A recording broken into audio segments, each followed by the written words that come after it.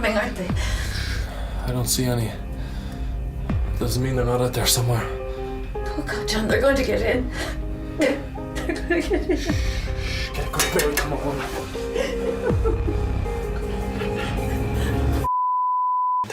Is that working now? Well, this is our story. I don't know if there's anyone out there to hear it, but... Any of our kind, anyway. But it's important to leave a record of what's happened here. Back in 2015, Ireland had a referendum on marriage equality. Sure, we weren't one bit worried. We thought at best it'd be close. As far as we knew, there was maybe 5 or 6 gays operating in Ireland at that time. We figured if it was just them, things would stay the way they were. Equal enough for people like us. But it was their friends. Non-gays. Normal people.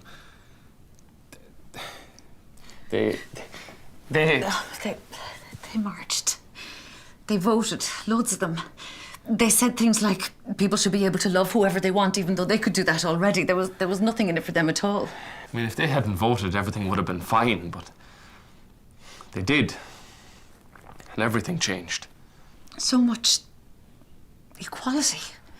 Ireland was practically unrecognisable. We tried to blend in, but the weddings were unbelievable. I felt completely underdressed. And the cakes were amazing. It was at that point it became a question of survival. We haven't left the house in 2 years, but we're not divorced either. And neither of us have gone gay, even though that was the first thing we were expecting.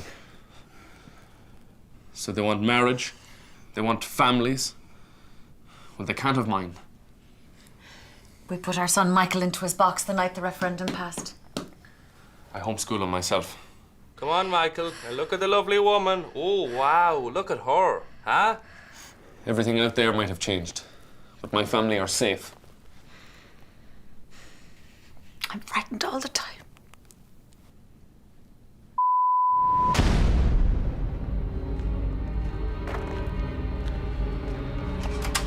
She's still here. John?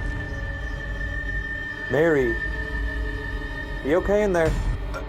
Yes, Adam, we're all grand here. Thanks very much. I got you some groceries. Sorry, supplies. I just leave them here, okay?